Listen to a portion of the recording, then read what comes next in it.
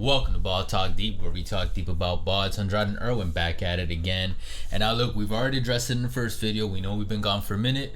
We're back. Check out the first video on why, for the reasons, if you care that much. Check it out. Somebody almost died. And more importantly, since we missed it, we're going to talk about certain topics that they're still kind of relevant, but I know in today's society it's like, oh my god, that shit was last week, 2 weeks ago, boom, it's extinct.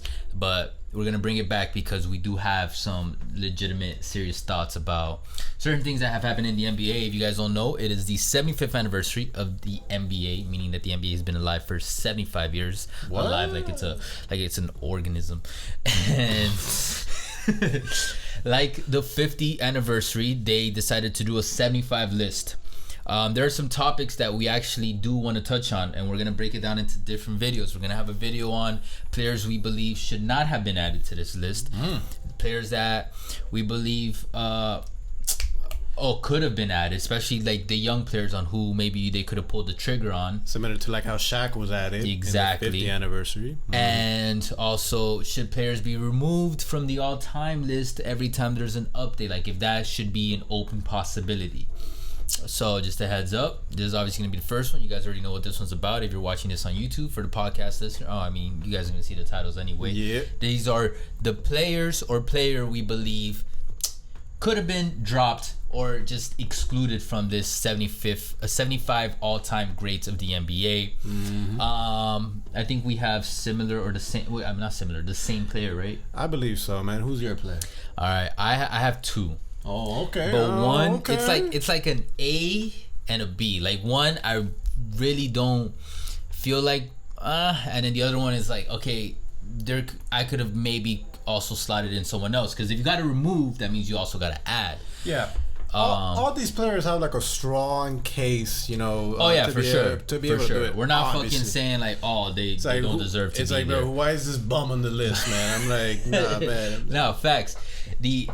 For me, I think for you too, it's like one of the biggest criteria when it comes to, you're talking about the 75 greatest or most impactful / influential players that have ever picked up a basketball in the National Basketball Association / also the ABA. Pretty much, man. To be able to put it is, you know, and I know what you're going with the thinking is, if you were gonna write the book of the history of the NBA, what players are gonna exactly. You want highlighting that book. You can't write the history of the NBA without that player. Exactly. The story of the NBA. Yeah. And to me, that's gotta be an objectively, undisputably factor when you're choosing the 75 best. 25 years down the line, when we talk to you guys in 25 years and they do the 100, same thing. Like, okay, these 100 players, because the 75th anniversary, we've already had like thousands, guys, of national basketball players that have played in the league. Yep. How many have made an actual historic impact? There's obvious ones like Jordan, Curry, Magic and Bird. But then there's like, what? LeBron, obviously, that block on Iguodala. Well, I'm not going to count that moment as one of those. But the reason I didn't list LeBron right now, because to me, he is not as obvious. This coming from a LeBron fan. Yes, you cannot write the history of the NBA or the story of the NBA without LeBron, obviously. But the players that I named are the ones that undisputedly, Steph with the 3-point range and moving the needle with that, Jordan, the international and just growth of the game, and then Larry and Bird with fucking resuscitating the NBA. Before Larry and Bird, we might not be able to have this culture that we have right now in terms of basketball in the NBA right now.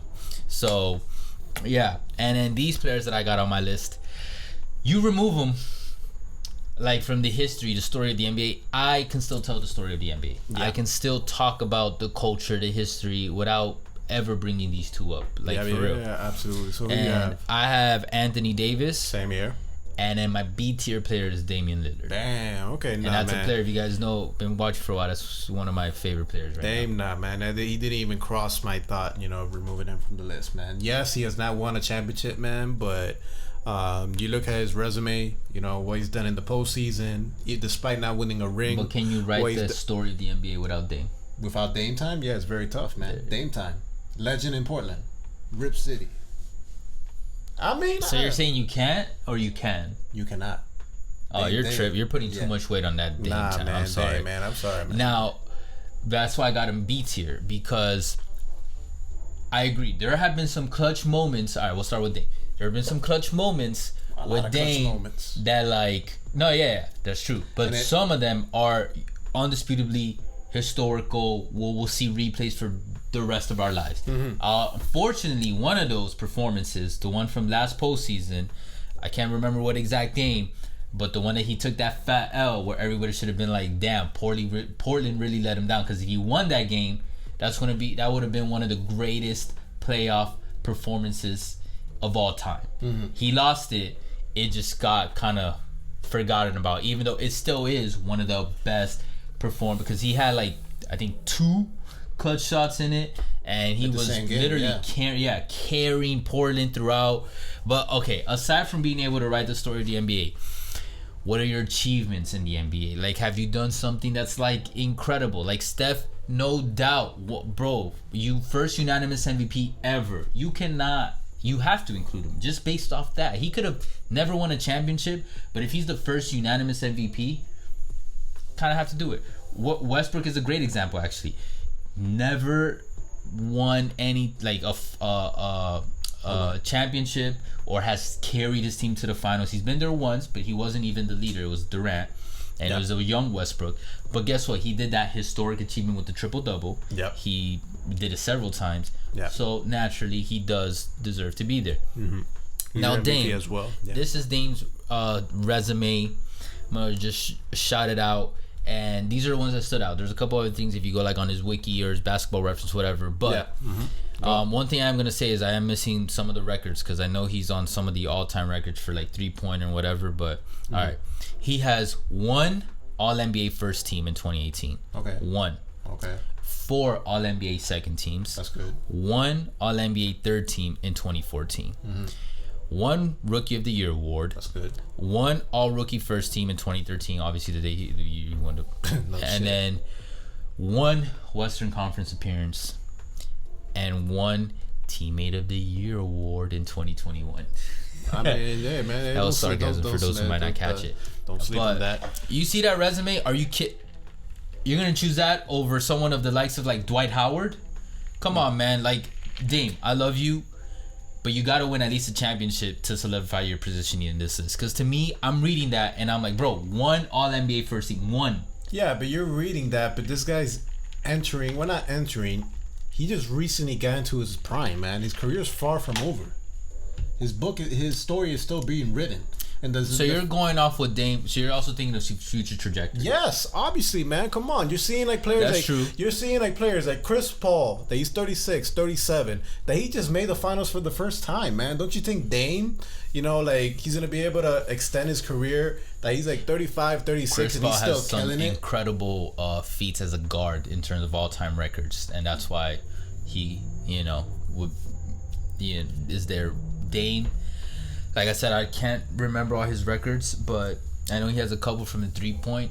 Look, man, and that's not enough. And Dame, it's not like he's at the top of it. Okay, but look, it's like people say that that Steph is the greatest shooter of all time, arguably. Dame, he's right up there, man. He's like toe to toe with Steph from shooting, the past 2 years. Not from 3, but, like, beyond, like, half court. No, man, Dame can do everything. That guy makes it look super easy, man. I'm like, I love Dame, but I gotta be honest. I gotta be unbiased. I gotta be objective. You guys heard the stats. You guys have your opinions. You guys let me know. You guys heard most of my points, most of his points. What do you guys think? Because, come on, look me in the eye. Y'all really think Damien Little right now? All right, avoiding future trajectory right now. Does he deserve to be 75? One of the 75 all-time either best or most influential / impactful players in the NBA? Look, man, guard wise, like, the only other player that I would put, like, that has a better resume than Dame would be I think his name is Adrian Dantley, if I'm not mistaken. I know he played, like, in the 70s or 80s. This guy was averaging 30 points per game for, like, 3 or 4 straight seasons. This guy's a Hall of Famer. Like, obviously, Dame's gonna be a Hall of Famer. Yeah, he but will. All Hall of Famers are going to be on this list. He will, but it's like I would I'll put maybe him over Dame. But I'm like, ugh, it's tough when it comes to. No, it is tough. Now, if Dame wins a championship in Portland, then it will make me feel more comfortable with him being on the list. That's like right up there with like Giannis winning because exactly. Bucks. That's like something like now shit. If he goes to some like Mickey Mouse team and he's ring chasing, which I have no problem with it, but I'm just saying if we're talking about this type of caliber of listing ranking, then to me I wouldn't put as much weight to it. You know what I mean? Gotcha. Now let's move on to someone who did ring chase. I'm glad that you brought up Dwight, because that actually goes to the next player, Anthony Davis. Anthony Davis, which you guys saw the clip. If you guys don't know, they had a little scuffle, little skerfuffle, which I even commented like I can bet money that there's an underlying like something that has to do with the NBA 75 list between those two. Because also that was like literally a day or two after the listing came out that Howard was confirmed not to make it. But all right, let's look at Anthony Davis's resume before we also rip him. No Vaseline. 4-time All-NBA first team. Okay, that's good. 2-time All-Defensive first team. 2-time All-Defensive second team. 3-time blocks leader. Okay. All-Rookie first team in 2013, which is the same year Dame won Rookie of the Year. So that's it for him. One ring. That's true. I didn't want to bring up the ring because he was the second best player on that team. But I will also say, and I've said this before, if it wasn't for Anthony Davis, I think that he could have actually still stolen that final from LeBron. Yep. But still, I could write the story of the NBA without Anthony Davis. I've been saying this. I think he's one of the most overrated players in the league. Yep. And it's not because he doesn't have the talent. It's the same thing we've talked about Zion. It's these other factors that you have to count into the overall judging or opinion of a certain player. It's too injury prone. And he doesn't have that it factor. Doesn't have that leadership. It's kind of alarming when they start like changing your nickname from the brow, which is freaking on your face. You see that pretty much obviously to street clothes. That's true. And for me, it's like, bro, he led the Pelicans to 2 playoff appearances. 2. Only 2? Damn. And he only had 1. I'm pretty sure it was. And he only had 1. I know this one for sure. Where he took them past the first round. Yeah, I think that was the year that they had DeMarcus Cousins, but he was injured. And yes. Now people are gonna say like, oh, he didn't have the best team in New Orleans and this New Orleans organization, blah blah blah. Okay, cool. But if he's that special, then he could have at least led them to 1 more first round appearance. Special talent. And look, man, for all the Lakers fans, I already see moaning and complaining, which you're more than welcome to do it on the comments. Look, man, his teammate Dwight Howard has a far stronger resume than AD. And it's like, what the fuck, man? Why'd you leave him out of the... Like, who's voting up for this list, man? Shaq? Facts. People are gonna... Like, I agree. He's a 3-time block leader and a 4-time All-NBA first appearance. But Dwight's even more than that. Yeah, man. People forget, man, how much of a menace Dwight Howard was during his Orlando Magic days. Like, there was maybe a 4 or 5 year stretch that when you think about like the top defensive player of all of the NBA, Dwight undoubtedly was with a couple of close MVP finishes. Yeah. I think he's the only player during LeBron's prime in the East that beat him in the East. Yeah, man. To the finals. When they made it to the finals, they got past LeBron. And that is insane. Was it 1 finals appearance? Yes, but like I brought up with AD. Okay, if you're that special, show me. Yeah. Dwight Howard, it's not like he had an incredible, amazing team in Orlando. They had a good team. Yeah. But he literally went, all right, I'm going to take y'all to the promised land. Well, okay, man. As close to the promised land. You saw what happened, man. Like, look, with these type of players, when he got traded away from the Magic, what have the Magic been, man? A fucking dumpster fire, man. I'm like, 8 seed, 7 seed, that's cute and all. And I don't need to tell you more about the Cavs when LeBron left, man. Dumpster fire. So to me, AD, I don't know if AD is supposed to be like this 75 list version of Shaq in terms of like putting him on early because you expect him to hopefully live up to it. No, he's not that young anymore. But he's not that young. and he's been in the season far longer than Shaq was. I think Shaq was in his 4th or 5th season when he got put on the list, which is insane. Yeah. But it was a close call, and I can't wait till we do that video. What young player we think, or young players we think could have been risked and gambled on to be on this list. Yeah. But yeah, like AD to me is not that special to be on this. I honestly don't. I was surprised. I don't say shocked, but I was surprised to see him on this list because like he's not special. Like, I'm sorry if you're an AD fan, but he's not he's great. I'll tell you this. Like, very incredible talent. Top tier talent. I'll tell you this. Special. Him playing, in a big market like the... not big market. Maybe that's not the right LA's a big market. Yeah. Okay, yeah. Being with the Lakers, being with LeBron.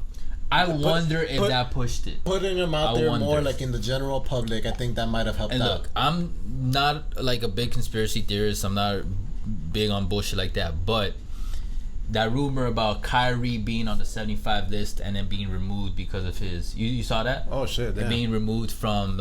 because of whatever, and then people showing Google results that led to like 504 errors or whatever. I can't say with confidence I believe in that. Do I think it's possible? Yes, it's possible. Would I lean on it? No. I actually think more likely than not, maybe they just like put Kyrie... And like they like called it early and like, oh, if he made it, we have presentation ready. You know what I mean? I don't think Kyrie is the only one. I'm sure if the NBA came out with a statement, I could be wrong, but I'm just saying my opinion. Like, okay, we had like 4 or 5 other players that we had a page and we just hadn't, delineated and completely narrowed down to the 75 list. Yeah, absolutely. But if that is true, maybe AD was the one that was added when removing Kyrie. I wouldn't be surprised, or maybe Dame. But like, those are the only 2 that I'm like, okay. But then there's also like Dwight. What? Even to me, Vince Carter. Yeah, for real. Man, what the hell? Like, you can, but you also can't, because the man was legendary. Like Allen Iverson. It wasn't just like he could ball, but also his cultural impact on the NBA. Like, and I didn't even get to like, witness his prime, but like even I was aware of who Vince Carter was before even like getting into the NBA. Real. And then greatest slam dunk performance of all time. Greatest posters, arguably, man. That dunk, even when he was like already like getting towards the end of his prime, that dunk that he did when he was in the Nets. No, not only that, the Nets on Alonzo Mourning. Okay, man, yeah. Not everybody dunks on Alonzo Mourning. I was thinking the Olympics, because how many times do we see the Olympics? Yes, all man, the that time. highlight, man. Yes. I'm like, damn. God, man, like so, that. To me, just based off that, and then the fact that he is the longest tenured NBA player ever, if I'm not mistaken. I think it was Vince Carter. Been for 20 years. Because he played for 4 decades, like 90s, 2000s, 2010s, and 2020s. Yes. So, based off just those 2, alongside the fact that if you looked at his stats, I don't have them all here, but like if you look at his stats, you look at his winning percentage, you look at how he led the Nets. Come on, not even the Raptors. He made the Raptors relevant. He made the Raptors relevant before Kawhi obviously got them that championship. But if you ask any Raptors fan, Vince made the Raptors a serious organization to be taken in the NBA. Maybe not a serious organization. Man, I've heard enough from the no dunks guys. I'm talking about Skeets, Taz. They're Canadians. They're older. They went through all that. They say it like in the country as a whole in basketball. Vince, I think I even saw a video on this. Like, Vince was the reason basketball became a real thing in Canada, because he was the first player to actually make that organization be taken seriously. So look at that. How do you not include someone that impactful, that influential in the history of the NBA and basketball? Come on, man. The guy had a worldwide impact on the game. So those 2, Dwight, Vince. I'm sure there's other one. I know people talk about T-Mac. I'm sure there's other names out there. If we like really sat down and like did a whole Red Talk table about it. But yeah. Let us know in the comments if you guys want us to talk about that. Either way, appreciate all the love and the hate. You guys already know. Catch us on Facebook, Twitter, TikTok, all podcast streaming platforms. BTD. We'll catch you guys soon. For now, take care.